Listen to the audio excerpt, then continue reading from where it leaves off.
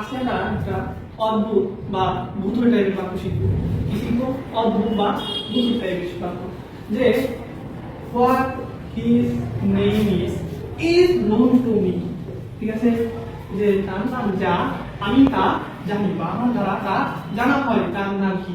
ঠিক আছে কিনা? দেখেন এই বাক্যটা সবাই দেখবো কি এই বাক্যটা ভুল আছে, যে এরকম জিনিস আমরা কখনো মনে পাই না, কিন্তু আসলে এই বাক্যটা দেখতে ভুল বোঝা গেল, বাক্যটা কি আছে? সঠিক আছে। আচ্ছা ঠিক আছে, দেখেন আমরা এই বাক্যটা প্রমাণ করি কেন এই বাক্যটাকে আমরা সঠিক বাক্য বলি। ঠিক আছে, দেখেন বিষয় হলো যে এই নামটা আমার দ্বারা জানা হয়।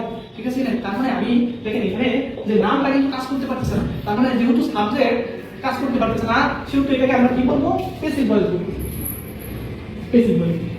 পৃথিবীতে যত বাক্য আছে, ঠিক আছে, হয় তারা প্যাসিভ সেন্সে আছে, না হয় অ্যাক্টিভ সেন্সে আছে। তার মানে যদি এই বাক্যটা প্যাসিভ হয়, তাহলে আমি এই বাক্যটাকে কি করতে পারবো? অ্যাক্টিভ বানাইতে পারবো। তাহলে দেখি আমরা অ্যাক্টিভ বানাই। ঠিক আছে, তাহলে প্রথমে কি হবো? যে অবজেক্টকে সাবজেক্ট বানাবো।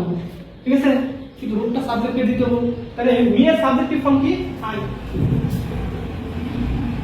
পরে কি দিতে হবে? মেইন ভার্বটা দিতে হবে। এখানে মেইন ভার্বটা কি? এই যে B.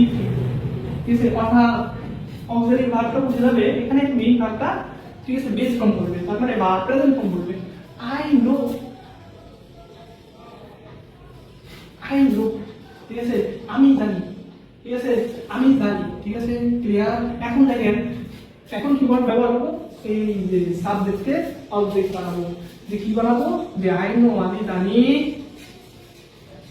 What his name is.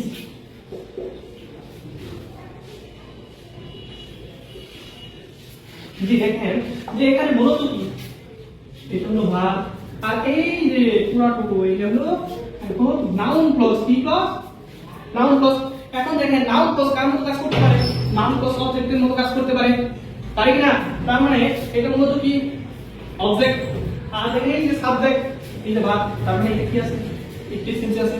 তার মানে যদি এই বাক্যটা সঠিক হয়, তাহলে এই বাক্যটা সঠিক আছে। আছে কি না? অবশ্যই আছে।